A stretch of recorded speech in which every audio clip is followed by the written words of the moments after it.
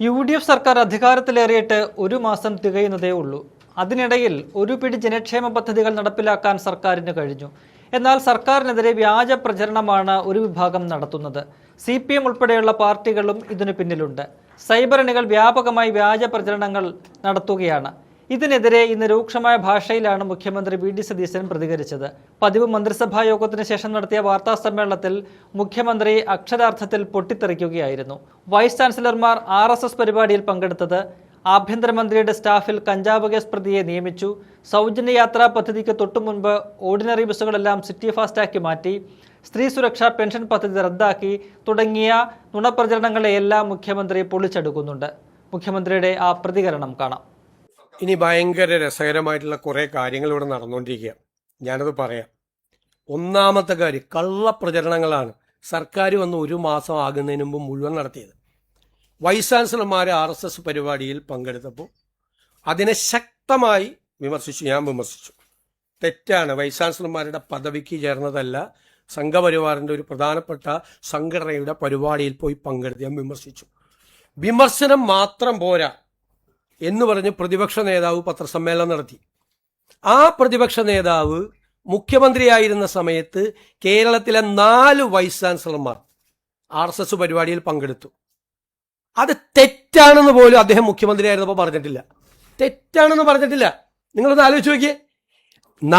അദ്ദേഹം മുഖ്യമന്ത്രിയായിരുന്നപ്പോൾ 4 vice ചാൻസലർമാർ RSS പരിപാടിയിൽ പങ്കെടുത്തിട്ട് അത് തെറ്റ്, ഞാൻ പറഞ്ഞതുപോലെ ആശയപരമായിട്ടുള്ള കടുത്ത അഭിപ്രായ വ്യത്യാസം പ്രകടിപ്പിച്ച് ഗുരുതരമായ തെറ്റാണ് എന്ന് ഞാൻ പറഞ്ഞപ്പോൾ എന്നെ വിമർശിക്കുകയാണ്. അന്ന് ഒരക്ഷരം വേണ്ടിയിട്ടില്ല ഇന്നത്തെ പ്രതിപക്ഷ നേതാവ്, അന്നത്തെ മുഖ്യമന്ത്രി. മാത്രമല്ല, അന്നത്തെ ഉന്നത വിദ്യാഭ്യാസ മന്ത്രി അതിനെ ന്യായീകരിച്ചു. ഒരു പരിപാടിയിൽ വൈസ് ചാൻസലർമാർ പോകുന്നതിൽ തെറ്റില്ല എന്ന് പറഞ്ഞു. അതിലൊരു വൈസ് ചാൻസലർ CPM അനുഭാവിയായിട്ടുള്ള ഒരാളായിരുന്നു. CPM സംഘടനയുടെ നേതാവായിരുന്ന ഒരാൾ ആ വൈസ് ചാൻസലർമാരുടെ കൂട്ടത്തിലുണ്ടായിരുന്നു RSS പരിപാടിയിൽ പങ്കെടുത്തത്. അതിനെ വിമർശിച്ചില്ല എന്നും മാത്രമല്ല, അതിനെ ന്യായീകരിക്കൂടി. ഒരു തെറ്റുമില്ല എന്ന് ഉന്നത വിദ്യാഭ്യാസ മന്ത്രി പറഞ്ഞു. ഇത്ര പെട്ടെന്ന് ഒന്നും മറന്നുപോകരുത്. എന്നിട്ട് ഞങ്ങൾക്കെതിരായിട്ട് വ്യാപകമായ പ്രചരണം, വൈസ് ചാൻസലർമാർക്കെതിരായിട്ട് നടപടിയെടുക്കാൻ എന്താണ് ഗവൺമെന്റിന്റെ അധികാരം നമുക്കറിയാലോ. അതൊക്കെ നമുക്ക് ചർച്ച ചെയ്യും. നിയമങ്ങൾ കൊണ്ടുവരണം വന്ന എന്തെല്ലാം കള്ളപ്രചരണം നടക്കുന്നത്. ഇതൊരു കള്ളപ്രചരണം. രണ്ടാമത്തത് എന്താണ്, തൂഫാൻ പരിപാടിക്ക് നേതൃത്വം കൊടുക്കുന്ന ആഭ്യന്തരമന്ത്രിയുടെ സ്റ്റാഫിൽ വീട്ടിൽ നിന്ന് കഞ്ചാവ് പിടിച്ചൊരാളെ സ്റ്റാഫാക്കി. പച്ചക്കള്ളല്ലേ പ്രചരിപ്പിച്ചത്? അങ്ങനത്തെ ഒരാളെ സ്റ്റാഫിനെ വെച്ചിട്ടില്ല. ഇപ്പോഴും വെച്ചിട്ടില്ല, അതിനു മുമ്പും വെച്ചിട്ടില്ല, ഒരു സമയത്തും വെച്ചിട്ടില്ല. ഞാനും ആഭ്യന്തരമന്ത്രിയും കൂടി ഇരുന്ന് ചിരിക്കുക. കാരണം അദ്ദേഹം തരുന്ന പ്രപ്പോസല് ഞാൻ അപ്രൂവ് ചെയ്ത് കൊടുത്തിട്ടാണ് അദ്ദേഹത്തിന്റെ സ്റ്റാഫ് വന്നത്. അങ്ങനെ ഒരു പ്രപ്പോസൽ അദ്ദേഹം തന്നിട്ടുമില്ല, ഞങ്ങൾ അപ്രൂവ് ചെയ്തിട്ടുമില്ല. ഇല്ലാ കഥ മനസ്സിലാക്കിക്കോണം. ഇതൊന്നും അല്ല. എന്നിട്ട് കുറെ മാധ്യമങ്ങൾ അത് ഏറ്റുപിടിക്കുക. മനസ്സിലായില്ലേ? പിന്നെ KSRTCയിൽ ചരിത്രപരമായ വിപ്ലവകരമായ ഒരു പരിപാടി സൗജന്യ യാത്ര നടപ്പാക്കി ഇല്ലേ? ആ സൗജന്യ യാത്ര നടപ്പാക്കിയപ്പോൾ സിറ്റി ബസ്, ഓർഡിനറി ബസ്സല്ല സിറ്റി ബസ്സാക്കി മാറ്റിയെന്നും പറഞ്ഞു വ്യാജ പ്രചരണം നടത്തി. ഒറ്റ ബസ് പോലും ഓർഡിനറി ബസ്, സിറ്റി ഫാസ്റ്റ് ആക്കിയിട്ടില്ല. സിറ്റി ഫാസ്റ്റ് ഇപ്പോൾ പല സൗകര്യത്തിനും വേണ്ടി തിരുവനന്തപുരത്ത് ഓർഡിനറി ആക്കിക്കൊണ്ടിരിക്കുക. സിറ്റി ഫാസ്റ്റ് കള്ളപ്രചരണം, അതിൻ്റെ ഗ്രേസ് കളയാൻ വേണ്ടി കേരളത്തിൽ സ്ത്രീകൾക്ക് വേണ്ടി നടപ്പാക്കിയ ഒരു വിപ്ലവകരമായ പദ്ധതിയുടെ ഗ്രേസ് കളയാൻ വേണ്ടി പച്ചക്കള്ളം പ്രചരിപ്പിച്ചു. പച്ചക്കള്ളം. ഓർഡിനറി ബസ് കുറയ്ക്കാൻ വേണ്ടിയിട്ട്, നമ്പർ കുറയ്ക്കാൻ വേണ്ടി. ഇന്നലെ കണക്ക് വന്നല്ലോ, എത്ര ലക്ഷം പേരാണ് അതിൽ യാത്ര ചെയ്തതെന്ന്. ആവേശഭരിതരായി. എണ്ണം കൂടിയിട്ടല്ലേ യാത്ര ചെയ്തത്, എണ്ണം കുറഞ്ഞില്ലല്ലോ, കൂടുതലേ ചെയ്ത്. ഇന്നലത്തെക്കാളും കൂടുതൽ ആളുകളല്ലേ ഇന്ന് യാത്ര ചെയ്തത്. നുണ പ്രചരിപ്പിക്കുകയാണ്. പിന്നെ വേറൊരു വാർത്ത, ഈ സഹകരണ സ്ഥാപനങ്ങളിലെ മുഴുവൻ ഫീസ് കൂട്ടി UDF സർക്കാർ വന്ന ഉടനെ തന്നെ വ്യാപകമായ പ്രചരണമാണ്. ഫെബ്രുവരിയിൽ കഴിഞ്ഞ സർക്കാരാണ് കൂട്ടിയത്. എഴുതി വെച്ചോ, കഴിഞ്ഞ സർക്കാരാണ് കൂട്ടിയത് ഫെബ്രുവരിയിൽ. ഞങ്ങളല്ല കൂട്ടിയത്. ഞങ്ങൾ അധികാരത്തിൽ വന്നതിന് ശേഷം 1 രൂപ കൂട്ടിയിട്ടില്ല. ഇടുക്കിയിൽ ഒരു ഇക്കോളജിക്കൽ സോൺ പ്രഖ്യാപിച്ചു, പരിസ്ഥിതി ലോലമേഖല പ്രഖ്യാപിച്ചു. ഉടനെ ഇടുക്കി CPM ജില്ലാ സെക്രട്ടറി ഉൾപ്പെടെയുള്ള നേതാക്കൾ പറയാണ്, VD സതീശന്റെ നേതൃത്വത്തിലുള്ള സർക്കാർ വന്ന ഉടനെ ഇടുക്കിയിൽ പരിസ്ഥിതി ലോലമേഖല പ്രഖ്യാപിച്ചു. ഈ ഗവൺമെന്റ് ഒരു കത്തടപാട് കേന്ദ്ര ഗവൺമെന്റായി നടത്തിയിട്ടില്ല. ഇതെല്ലാം നടത്തിയത് ആരാ? 21/12/2024 കേന്ദ്ര സർക്കാർ കേന്ദ്ര വനം പരിസ്ഥിതി വകുപ്പിന് സമർപ്പിച്ചിരുന്നു ഈ റിപ്പോർട്ട്. ഇതിന്റെ ഇക്കോ സെൻസിറ്റീവ് സോൺ പ്രപ്പോസൽ കേന്ദ്ര സർക്കാർ ആവശ്യപ്പെട്ട പ്രകാരമുള്ള സ്റ്റാൻഡേർഡ് ഫോർമാറ്റിൽ തയ്യാറാക്കി 2024 കൊടുത്തു. തുടർന്ന് 5/4/2025 ഇതുമായി ബന്ധപ്പെട്ട അധിക വിവരങ്ങൾ സമർപ്പിച്ചു.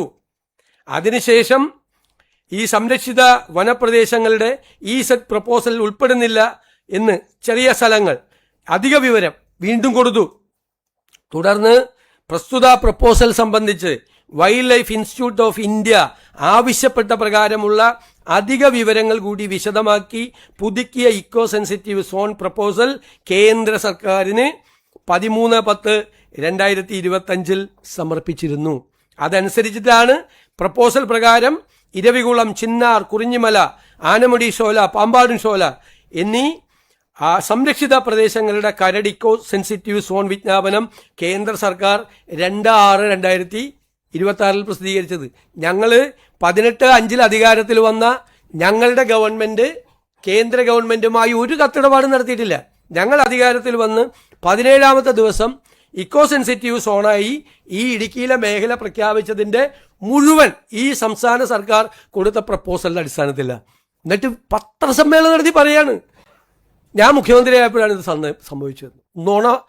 നുണപ്രചരണങ്ങളാണ് ഈ. ഞങ്ങൾ ഒരു മാസം തികഞ്ഞിട്ടില്ല, ഒരു ഡസനാണ്. റേഷൻ വിതരണം മുഴുവൻ സ്തംഭിച്ചു. എവിടെ റേഷൻ വിതരണം സ്തംഭിച്ചത്? ഒരു സ്റ്റാറ്റ്യൂട്ടറി റേഷന്റെ 1 ഗ്രാം അരി ഒരു സ്ഥലത്തും കുറച്ചു കൊടുത്തിട്ടില്ല. കേന്ദ്ര ഗവൺമെന്റ് ചില സമയത്ത് 3 മാസം കൂടുതൽ അരി കൊടുക്കാൻ പറയും. ആ 3 മാസം അരി കൂടുതൽ കൊടുത്തു. അതിന് പിന്നീട് കേന്ദ്ര ഗവൺമെന്റിന് നിർദ്ദേശം വന്നാൽ കൂടുതൽ അരി കൊടുക്കും. പിന്നെ ഇനി നമ്മൾ ഈ ടൈഡ് ഓവറായി വരുന്ന അരിയുണ്ട്, അതായത് വിൽക്കപ്പെടാതെ പോകുന്ന അരി, അധികമായി കിട്ടുന്ന അരി, അത് നമ്മൾ ശേഖരിച്ചു വെക്കും. എപ്പോഴാണ് ശേഖരിച്ചു വെക്കണം? ഓണക്കാലത്ത് എല്ലാവർക്കും കൂടി കൊടുക്കാൻ വേണ്ടിയിട്ട് അത് ശേഖരിച്ചു വെക്കും. എന്നിട്ട് വ്യാപകമായി UDF സർക്കാർ വന്നു, റേഷൻ വിതരണം മുടങ്ങി. വ്യാജപ്രചരണമാണ്, കള്ളപ്രചരണങ്ങൾ നടക്കുകയാണ്. എന്തെല്ലാം കാര്യങ്ങളിലാണ് നടക്കുന്നത്?